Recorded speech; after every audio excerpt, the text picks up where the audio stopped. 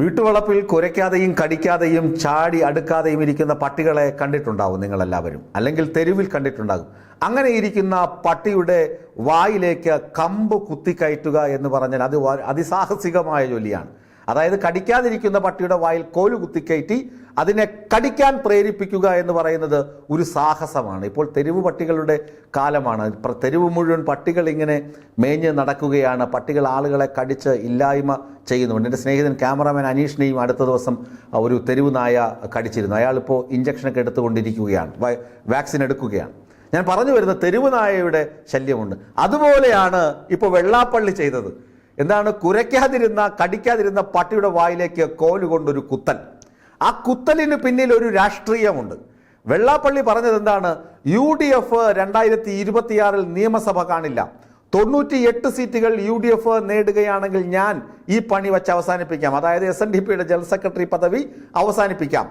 അല്ലെങ്കിൽ സതീശൻ വനവാസത്തിന് പോകുമോ എന്നായിരുന്നു വെള്ളാപ്പള്ളിയുടെ ചോദ്യം. ഞാൻ നേരത്തെ ഒരു വാർത്തയിൽ കുറച്ചു ഭാഗം പറഞ്ഞിരുന്നു. പിന്നീടാണ് മുസ്ലിം ലീഗുമായുള്ള ചർച്ചയൊക്കെ പുരോഗമിക്കുന്നത്. അതുകൊണ്ടാണ് വാർത്ത പിന്നീട് തുടർ വാർത്തയായി അവതരിപ്പിക്കാമെന്ന് വെച്ചത്. അപ്പോൾ ലീഗിന് ഈ വെള്ളാപ്പള്ളിയുടെ വാക്ക് കേട്ട ഉടനെ സതീശൻ പറഞ്ഞു, 98 100-ലധികം സീറ്റുകൾ വാങ്ങി ഞങ്ങൾ അധികാരത്തിൽ വരും. അതൊരു പ്രതിപക്ഷ നേതാവിൻ്റെ ശബ്ദമാണ്. തൻ്റെ അണികളെ, അല്ലെങ്കിൽ UDFന്റെ അണികളെയും UDFന് വോട്ട് ചെയ്യാൻ ആഗ്രഹിക്കുന്ന ആളുകളെയും ഒന്ന് പ്രചോദിപ്പിക്കാൻ VD സതീശന് ഒരു വടി കൊടുത്തത്, അല്ലെങ്കിൽ VD സതീശന്റെ വായിലേക്ക് കമ്പ് കുത്തി കൊരക്കട എന്ന് പറഞ്ഞത് വെള്ളാപ്പള്ളിയാണ്.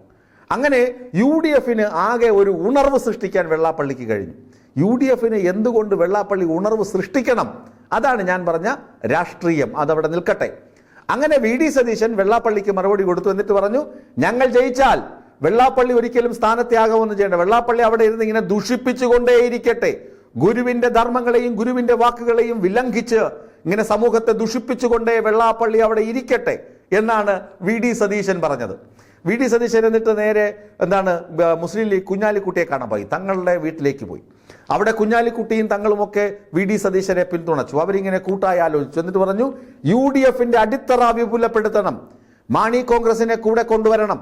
ഇമാതിരിയുള്ള ചർച്ചകളൊക്കെ നടന്നു. എന്നിട്ട് വെള്ളാപ്പള്ളിയെ പാട്ടാലം വിമർശിച്ച് പുറത്തു തള്ളി. വെള്ളാപ്പള്ളി ഇങ്ങനെ പറഞ്ഞതുകൊണ്ട് ഒരു ഗുണവും വെള്ളാപ്പള്ളിക്ക് നേടാനില്ല, ഇടതുമുന്നണിക്ക് നേടാനില്ല. എന്നിട്ട് VD സതീശനെ ഒന്ന് കൂട്ടി വയ്ക്കുകയും ചെയ്തു. CPM ആണ് വെള്ളാപ്പള്ളിയെ കൊണ്ട് ഇത് പറയിച്ചതെന്ന്. എൻ്റെ പൊന്ന് പ്രേക്ഷകരെ, CPM ഇങ്ങനെ ഒരു കടുങ്കൈ ചെയ്യുമോ? ഒരു മണ്ടത്തരം എഴുന്നള്ളിക്കുമോ? വെള്ളാപ്പള്ളി ഇത് ചെയ്തത് പിണറായിയെ ഒറ്റ കൊടുക്കാൻ വേണ്ടിയാണ്. മുഖ്യമന്ത്രി പിണറായി വിജയനെയും ഇടതുമുന്നണിയെയും താറടിച്ച് കാണിക്കുക, ഒരിക്കലും അവർക്കൊരു തുടർഭരണം കിട്ടരുതെന്ന് ആഗ്രഹിച്ചുകൊണ്ടാണ് വെള്ളാപ്പള്ളി ഈ തുറുപ്പ് ഗുലാനെടുത്ത് മുന്നോട്ടിട്ടത്. അല്ലെങ്കിൽ ഇത് പറയേണ്ട വല്ല ആവശ്യമുണ്ടോ? ഇത് പറഞ്ഞതുകൊണ്ടല്ലേ VD സതീശൻ പറഞ്ഞത് ജയിക്കുമെന്ന്. അങ്ങനെ UDFന്റെ ആവേശം കൊടുത്തത്, അവരുടെ ക്യാമ്പുകളെ ഒന്നുകൂടി ഉണർവിലേക്ക് നയിച്ചത് ഈ വെള്ളാപ്പള്ളിയാണ്.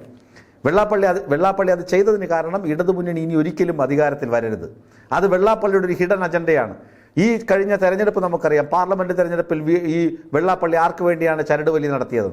കാണുമ്പോൾ ഒന്ന്, തിരിയുമ്പോൾ മറ്റൊന്ന്. അതാണ് വെള്ളാപ്പള്ളിയുടെ നയം.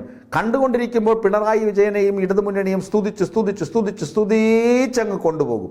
കാണാതിരിക്കുമ്പോൾ ഒന്ന് മാറുമ്പോൾ അതൊക്കെ മുഴുവൻ കള്ളന്മാരാണ് എന്ന് പറഞ്ഞ് അധിക്ഷേപിക്കും. പിണറായി വിജയനല്ലാതെ മറ്റൊരു മുഖ്യമന്ത്രി കാൻഡിഡേറ്റ് ഇല്ലെന്ന് വരെ വെള്ളാപ്പള്ളി പറഞ്ഞു. എന്നാൽ പിന്നെ അന്ന് പാർലമെന്റ് തെരഞ്ഞെടുപ്പിൽ ഒറ്റുകൊടുത്തത് എന്തിനാണ്? ഇത് വെള്ളാപ്പള്ളിയുടെ രാഷ്ട്രീയ അടവ് നയമാണ്. അത് കൃത്യമായി VD സതീശൻ മുതലെടുത്തു. അത് VD സതീശന്റെ മികവ് തന്നെ എന്ന് പറയാം. പ്രതിപക്ഷ നേതാവ് എന്ന നിലയിൽ VD സതീശന്റെ ഒരു മികവാണ്. ഇപ്പോൾ കുഞ്ഞാലിക്കുട്ടി പറയുന്നത് എന്താണ്? മുസ്ലിം ലീഗിന്റെ കരുത്ത് എന്താണെന്ന് CPMന് കാണിച്ചു കൊടുക്കാം. വെള്ളാപ്പള്ളി വർഗീയ വിദ്വേഷം പടർത്തിവിടട്ടെ. വെള്ളാപ്പള്ളി മലപ്പുറത്തെ കുറിച്ച് മോശം പറഞ്ഞത് നിലമ്പൂർ ഇലക്ഷന് ആർക്ക് തിരിച്ചടിയായി? ഇടതുമുന്നണിക്ക് തിരിച്ചടിയായി. മലപ്പുറത്ത് പോയിട്ട് മുസ്ലിം സമുദായത്തെ മുഴുവൻ വെള്ളാപ്പള്ളി അടച്ചാക്ഷേപിച്ചു.